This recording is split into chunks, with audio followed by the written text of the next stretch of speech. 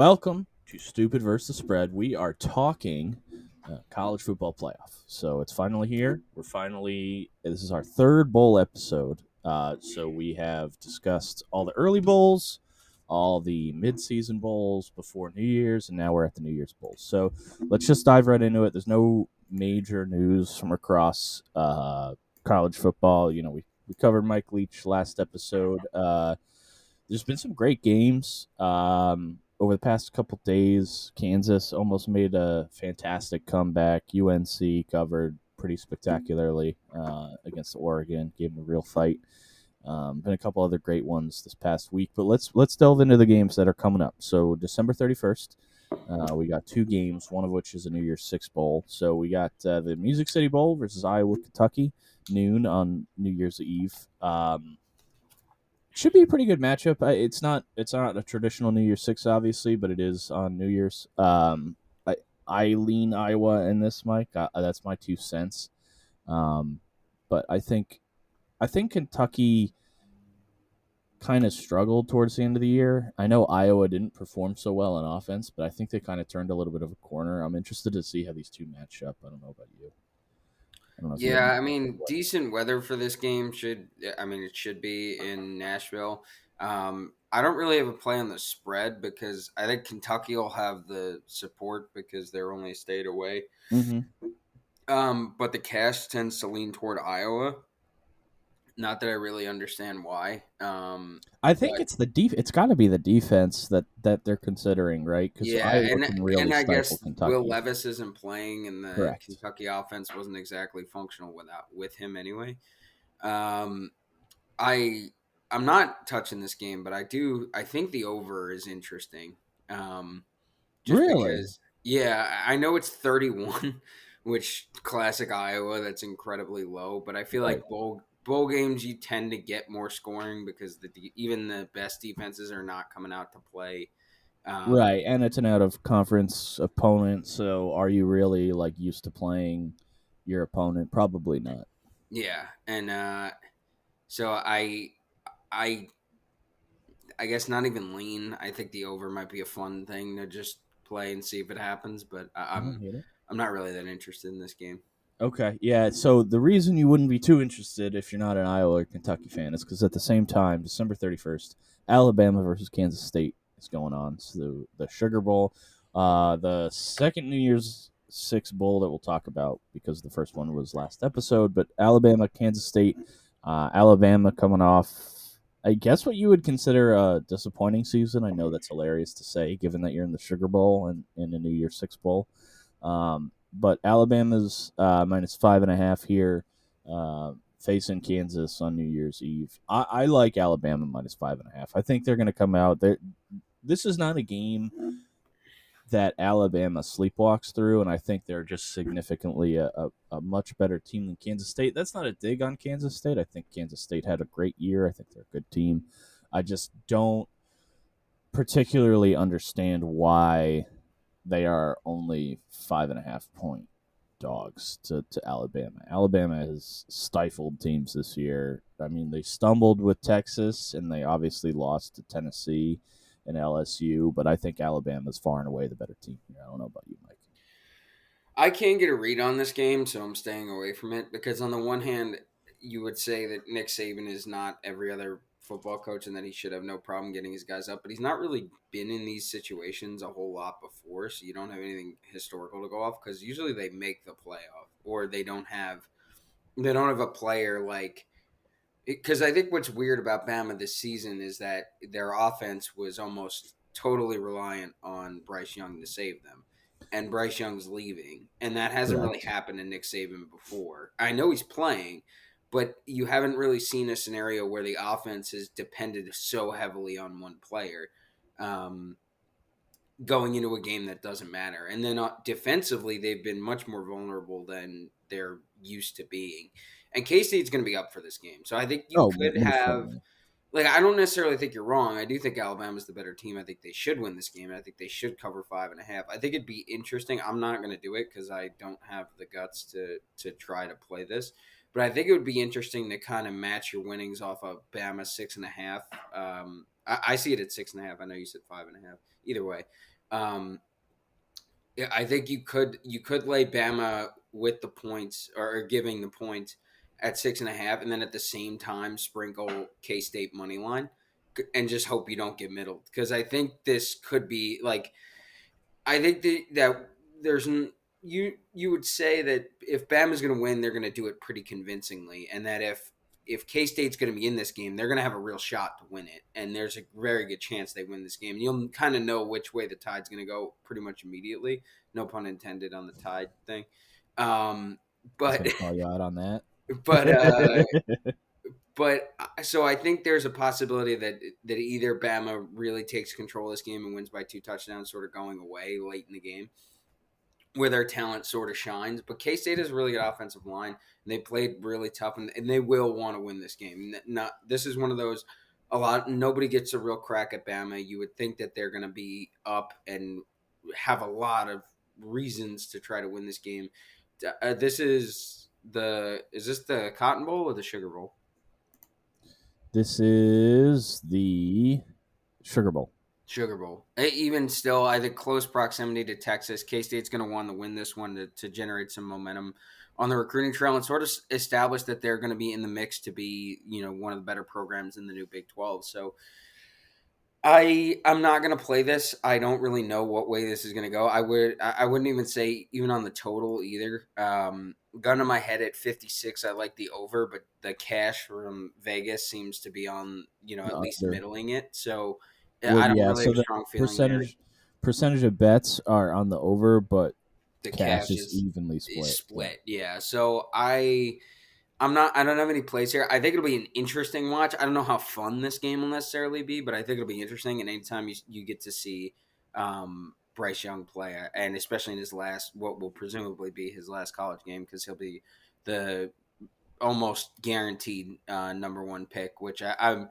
We could talk about this on the NFL podcast. I think there's some really the implications from both this game and the Ohio State Georgia game. I think could really drastically change how the draft shakes out. I think especially if the Texans manage to win the last 2 games they play, and and then the Bears end up with the first pick, which I think could really really be a wild off season in the NFL. But that's another conversation. So no picks here. I think it'll be interesting, not a fun game. I think Bryce Young really does change the dynamic of where I lay on this. I'm taking Alabama minus 5.5. I think his last game he's going to try and do some magic. I think he's going to come away with it pretty handedly. I think Alabama's going to win this game pretty decisively. So we'll see. All right, we'll move on. Next up, we have 4 bowls on January 2nd. These are the remainder of the New Year's 6 bowls, and then we'll talk playoffs at the tail end of the episode. So the Relia Quest Bowl versus Mississippi State and Illinois on January 2nd, 12 noon kickoff. I'm just gonna come out and say it. I'm taking Mississippi State because of Mike Leach. That's I think the guys will be emotional for this game. I think Illinois is a good team. I wouldn't underestimate them. I would say I think Mississippi State is playing for something special here. I think I'm just going to take them off of vibes and mentality alone. I don't know if you. It's not a smart pick, but it's No, what I'm yeah, thinking. that's what's getting me. Is the cash totals or the cash public split here? It's 59% of the tickets are still on Illinois, and 67% of the cash is on Illinois. This feels like a trap, and I don't want to walk into it. So I'm gonna lay off this game. I'll be rooting for Mississippi State, and I think the easiest way to do that is to just leave this spread alone and just enjoy the ride here. I think it'll be an emotional game. I hope Mississippi State wins. I don't know that they. I think Illinois will. Brett Bielema will still get them up to play. Um, they'll do something unique. I think at the beginning of this game, you saw Texas Tech pull out the air raid last night. Mm-hmm. The air raid formation against. And take a delay game at the Yeah, beginning of the game. That was very touching. I was actually at the game. It was nice. yeah. So I think I think it'll be a cool watch, but I don't have a pick here because So I think Illinois is probably slightly better. Will Rogers playing in this game? I believe he is. I'd have Yeah, to double check though. Let's I see. wouldn't be shocked. Don't get me wrong. I wouldn't be shocked at all to see Mississippi State win this game and win it convincingly. I don't know. It feels like I'm walking into it, so I'm gonna stay away from it. Yeah, look, this is not a intelligent pick. It's an emotional pick, and maybe the guys will get up for it. The line opened at -1.5, so it's really more or less a pick 'em. So I'm just going to take Mississippi State money line and ride it out. Next game, Citrus Bowl, LSU versus Purdue. LSU is -9. Uh, I don't I see it I all don't the think way up to 14 and a half. Oh, good lord! I see Yeah. it at Action App at 9, but I do see. Oh wow, yeah, it has jumped. Okay, sorry, -14.5. Okay, so I'll go Yeah, ahead and say, one point on Alabama wasn't a lot, but six is quite the yeah, difference. I don't know. It showed two different things. It opened at 6.5. It's now up at 14. I'm not going to touch it just because of how much the line has moved. But if I had gotten it at 6.5, I'd like LSU. I don't think Purdue's a very good team, and most people agree with me because 97% of the cash is on LSU spread. So I don't know what numbers they got it at. If I had gotten it at 6.5 or even like 10, I would have taken it. 14 seems a little too much for me. But I don't think Purdue's a good team. I don't inherently understand why they're in this position that they are in. I think it's two things. Aiden O'Connell, I don't think is going to play. I think he's going to the NFL. Jeff Brom left to go to Louisville. Mm-hmm. So they're without a coach. The only thing that freaks me out about that is we just saw, I'm not to make everything about North Carolina, but the same spread, 14 and a half against a team that everybody would say would be better. Um, with Purdue playing LSU, but Purdue did play some teams that generate a lot. They beat Illinois, and they played a lot of their Big Ten West. I know that's not necessarily an impressive division, but they played a lot of teams very competitive. Penn State too at the beginning of the year. Um, so I and LSU didn't exactly overwhelm everybody. They beat Alabama, which is fair, but they didn't really have a lot of besides maybe Ole Miss at home. They didn't have a lot of really convincing wins. Um, I'm scared of this at 14 and a half. I'm not touching it either. I think that's too many points. I don't care that Jaden Daniels, if Jaden Daniels is still playing. I know LSU, this was a good season for LSU. They want to cap it off with a win. 14 and a half is too many points in a bowl game. You don't know what way this is going to turn out. So I'm staying away from this. Don't have a real, feel, and neither does Vegas on the total either. 51% of the cash and 55% of the tickets on the total at 56 seems about the right number. So yeah, I'm staying completely away from this game. This line moved way too much. Yeah, I concur. I don't have a play for it, but I think LSU will win pretty handedly. I don't think that's really in question here. Yeah, I think LSU still wins. I don't know. Covering 2 touchdowns in a bowl game that neither team really is going to be that up for is a lot. Yeah.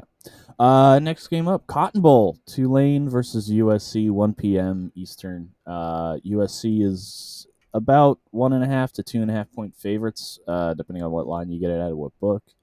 I'll go ahead. I'm on Tulane money line as a fan, obviously. Wouldn't pick anything else, but Tulane has a great running game. USC does not have a good run defense. So if you're looking at the line going, why the hell is Tulane only a 2.5 point dog? That's kind of the reason is that if you look at how USC played in the conference championship, the Pac-12 championship, their run defense was atrocious. Tulane has a very good running quarterback. Michael Pratt quarterback is a very good quarterback. I think Tulane will surprise some people here with how well they play and how much they give it and show how good they are to the Heisman Trophy winner. Whether they win or not, who we'll find out. But I think Tulane's going to surprise people and keep this pretty dang close. Mike, any picks? I think so too. I'm going with the same logic, different pick. I'm going to go over 62 and a half. I love this over. Yeah, both He's teams score a lot, and Yeah, Tulane's Caleb defense is Caleb good. Williams But is gonna do Caleb Williams things. I think Tulane matches them stride for stride against a pretty bad USC defense that we already saw kind of give up in the Pac-12 championship game against Utah. Add all that up, points.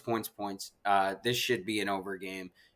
This is one of my few love it picks of the end of this bowl season, which we've been doing pretty well on. But coming down the wire here, I love this play at 62.5.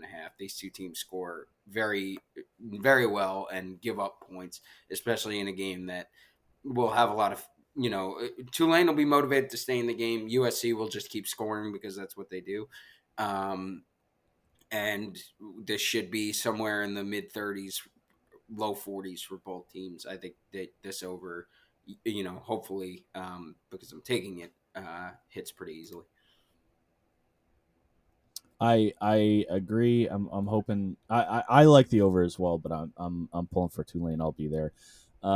Okay, last New Year's Six bowl of the year, and of the episode, the Rose Bowl, Utah versus Penn State, the beautiful game that is always played in California.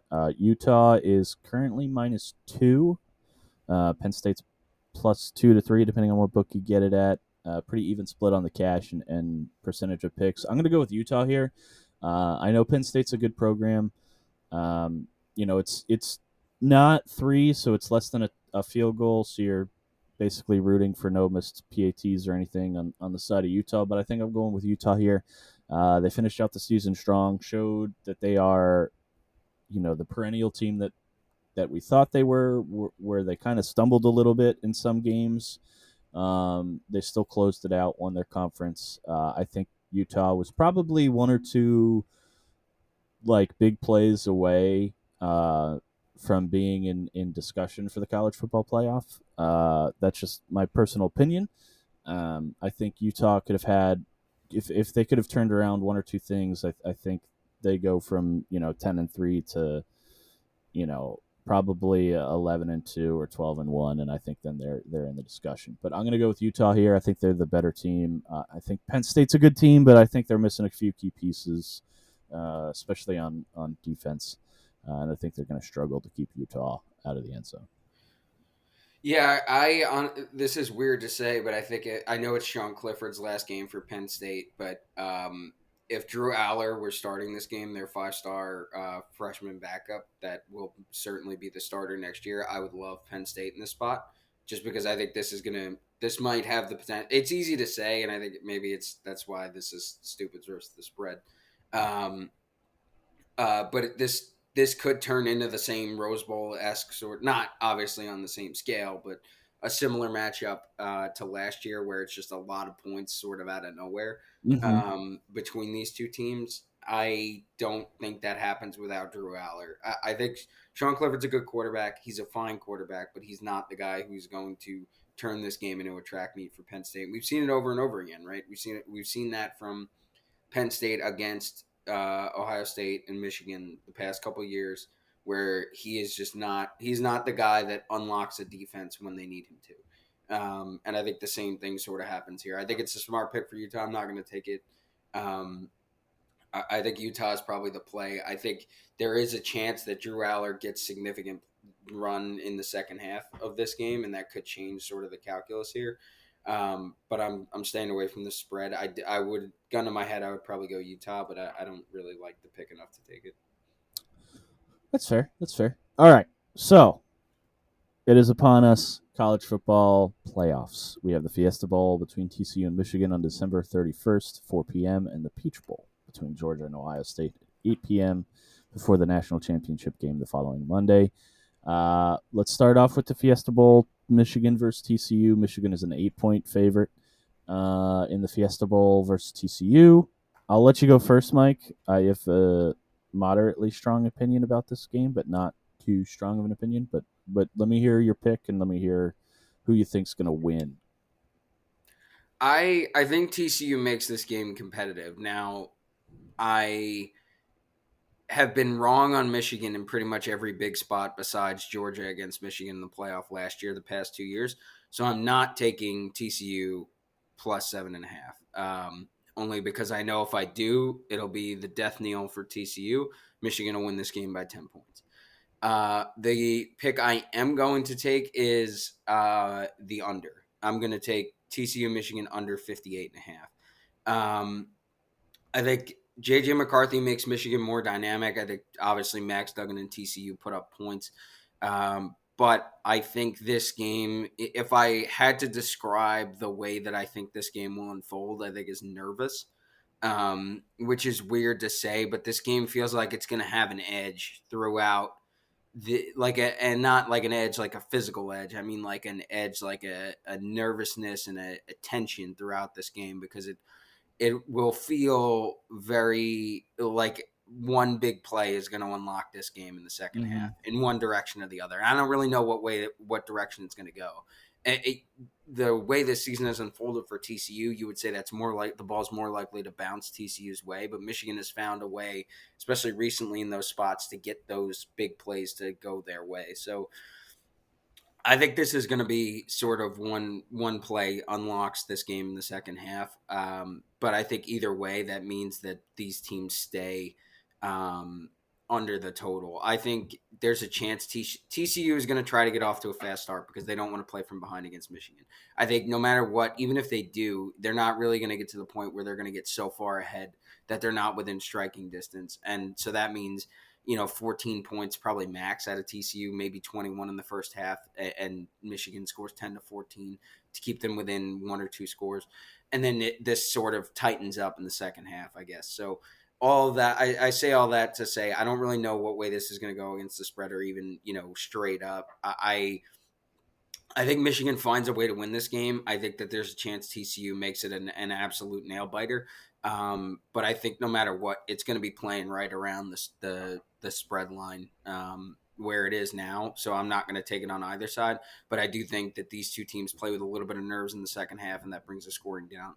I'm going to stay under the total of 58 and a half. Okay, I'm gonna go against the grain here from what I thought I would go. I like TCU a lot. I think they're a great team. I think they by far have shown the most grit um, throughout the year, playing a tough schedule. Obviously, Sonny Dykes agrees. I don't know if you saw his quote from today, but he said we don't have the good fortune to play out of conference games like the SEC does in Week 10 or 11. So we're not going to catch the Citadel in Week 10. We caught Texas was the exact quote. Throwing a little shade at the SEC. I like it, but I I think Michigan is probably one of the better teams we've seen in the college football playoff altogether throughout its history. I'll do a little spoiler alert here. I'm picking Michigan to go all the way in an upset this year over Georgia, but I think they're going to cover the spread at 7.5. I think you see this as a 10-point game. I think they kind of pull away with it in the second half. To be honest with you, I think JJ McCarthy is a fantastic quarterback. Obviously, they've made the right decision there, and I just think that continues through the playoffs here, and we see a Michigan team that far surpasses expectations for people. So I'm going to go with Michigan here, um, covering 7.5 points. Um, I think for me the Michigan if Michigan does put their stamp on this game and win it convincingly, they will keep TCU under their scoring total. So I I think would either agree with that. I think what I would say is for the to support my pick of the under, there are more avenues where this game goes under than where they go over, and so that's why I'm on the under. If Michigan comes out and dominates this game, that part of that will be a strong defensive effort. They may score 31, but I don't. If they dominate this game, they won't give up more than 20 points. So you stay under 50, and for this to turn into a track meet would mean that Michigan's defense would really have had to have fallen apart, and I just don't see that happening. So I don't either. yeah. So I think TCU's path to victory here is to get out early and turn this into a very nervous, edgy game. Um, Michigan wins this game pretty simply. Get ahead, play good defense, force them to throw the ball and turn the ball over, and then choke the life out of the game. So either way, I think it goes under. But Okay, I don't necessarily disagree. I could see Michigan really convincingly winning this game. I would agree. All right, last game, and then we'll talk. Hypothetical matchup. Let's do that of college football playoff. Because obviously we're not going to be able to preview it without knowing who's actually in it. That's why we play the games. But um, Ohio State, Georgia. The line is. Sorry, I probably should have had this pulled up. The line is I saw six and a half, PFF has it as seven. at 6.5, but like we talked about earlier, some books have it down right now, which is interesting. I was trying to look through Twitter before we started recording to see if something like monumental changed. The only thing I know, I think Mayan Williams, the Ohio State running back, is going to play. I don't think that really changed, like their backup running back playing really changes the total that much. So I don't really know what the deal is there, but it should be 6.5. Yeah, so I see it at 6.5, 7. I'm just gonna go with Georgia here. Ohio State struggled against Michigan. Georgia's a better team than Michigan. Ohio State will struggle. I see Georgia covering 7. I see Ohio State team total under. I'm not saying they snuck in the college football playoffs. I do believe they are probably the best team out of the choices that you had for 4 teams. But I think Georgia is going to overwhelmingly dominate Ohio State. And most people agree with me. 80% of the picks and 82% of the cash is on Georgia here as well. So I'm going to go with Georgia. I don't I get that Ohio State has a lot to play for, obviously. I just don't think they pull it out against what we have seen to be the best team in the nation so far. Yeah, I think this is going to be the story of the playoff. Is that I don't think anybody realizes how good Georgia is again, and they're Yeah, going. really, I think they're truthfully. going. I think they're going to show it in these two games. Um, I would, if they were plus money at all to win the national title, I would take them right now. But they're not. They've got to be minus money on the They are. national I think they're championship like odds. minus 150 or minus 200. Yeah, it's so. I think Vegas agrees, but I think that they show up in this game and they do the same thing they did to Tennessee. I think it could be worse, to be honest. They are they're just so stacked at every position, and they are. I think Kirby will find a way to get them to the point where they believe that nobody is giving them the respect they deserve. And to be honest, that's not untrue. I think compared to how dominant they've been the past 2 seasons. Um, I think there are still questions about Stetson Bennett, whether or not the offense is as good as you would expect from a team that could be considered, back to back national champs and could go down as one of the best ever. Um, I I think that their defense is kind of undersold because they slept walk through some games earlier in the season. They, as Tom Fornelli put it, they've played with their food. They won't play with their food in this game. I think that they come out and they absolutely shut down Ohio State offense that we've seen be vulnerable against the likes of Michigan, even against Penn State in the first half. They looked somewhat out of sync. Jackson Smith and Jigba's not playing. I know Marvin Harrison Jr. is a great wide receiver. I know they have good running backs and they have a better offensive line. It will not matter. They will get steamrolled in this game. I think Ohio State is going to have a real reckoning this offseason because they expect to do to teams what Georgia is going to do to them. And I think that Ohio State has been under Ryan Day the past 2 seasons has been coasting on basically assuming that they're one of the three best teams in the country because of their recruiting rankings and because of the way that they've played inferior competition. And I think that these two games back to back, that Michigan loss at home and this game, will wake them up and say that will tell them that they are not the program that they think they are. And I could see a world where that leads to Ryan Day getting fired. I think that this is going to be a real crisis for Ohio State with the way that this game is going to unfold. I love Georgia here, and I love the under at 62.5. I think Georgia wins this game convincingly defensively. I think that Georgia will score their 30-ish points that they need to put up their half of the total, but Ohio State won't come close. And I think that this is also what I was talking about earlier with CJ Stroud. I think shows his true colors that he's not the NFL prospect that most people think that he is. Mm-hmm. Because you've seen it in past years where Ohio State has had inferior quarterback play, especially in Urban Meyer's system, that led to guys who aren't really pro prospects. I think JT Barrett was an example of that. Cardell Jones was an example of that. I think Justin Fields and Kyler Murray were the two guys that I can remember in the playoff where they sort of willed their teams to be even marginally competitive against defenses that were vastly superior to any team they played. Obviously, Kyler Murray at Oklahoma against Alabama, and then Justin Fields the same thing, basically willed them to beating Clemson in 2020, and then then lost, but played really well against an Alabama team that almost upstaged what LSU did the year prior in 2019. So um, I, I don't. I think C.J. Stroud is not that player. I don't think he is a Justin Fields esque talent above the rest of the players that are on his team that he can will them to even be competitive in this game. I think he shows that he probably needs a lot of development. And what I was talking about earlier is with the NFL draft, I think that people realize after this game that C.J. Stroud is more like Will Levis. And Anthony Richardson and some of the other inferior quarterback prospects in this draft than he is like Bryce Young. And I think if the Bears end up with the first pick, you will see an unprecedented bidding war for that number one overall pick because the Bears have their guy.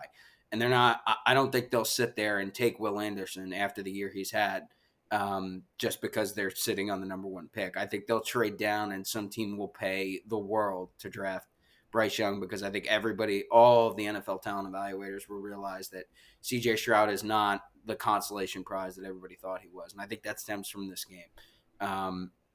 So I'd say all that to say Georgia, hammer them and take the under here because I don't think Ohio State scores nearly enough points to make this a competitive game. Yeah, I don't think so either. It'll be interesting to see how Ohio State handles all of this, but I don't see them um, being in concert or able to really hold any of this together. So we'll see how it goes. I so my matchup where I think this is going. I think we see Michigan and Georgia obviously in the national championship game based off of my picks. Um, I I think. I mean, what's the spread on that? What do you think? Six, I think 5, it'll open. Yeah, six and a it'll half? open inside a touchdown. I think it's going to depend on how these two teams play. Correct. If and really, I think it depends on how well Michigan takes care of TCU because, like we said, I think we both expect Georgia to dominate this game. If Michigan struggles with TCU, this line will be over a touchdown. If Michigan also dominates, it'll stay inside the number. We'll preview it next week. I think I think it'll be somewhere between 5 and 8, depending on how Michigan plays. And if TCU wins, it'll be closer to 10. Um, so I just don't see a world where Georgia doesn't win this game. Um, I am in agreement with you. I think this is one of those games where you're gonna watch it, and about halfway through, you're gonna understand how dominant Georgia is going to be in this game, and just realize that it's Yeah, not gonna the happen. best way So I could describe it is like 4 minutes left in the third quarter. Fowler and Herbstreit are going to be struggling for things to talk about. correct, That's the way this game's going to go. correct. I would concur with that. Okay, well, hey, that's our breakdown of the last bowls, including the New Year's Six bowl that we have. Um, we will do another episode next week to preview the college football playoff championship game, as well as talk maybe some transfer portal things. And then we'll go into a longer schedule of putting out an episode, probably like once every other week, talking about college football. But that has been the breakdown of our bowls. Thank you for watching, like, and subscribe. And also tune in for our NFL show that we do every week. So thanks for watching, and we'll see you next week.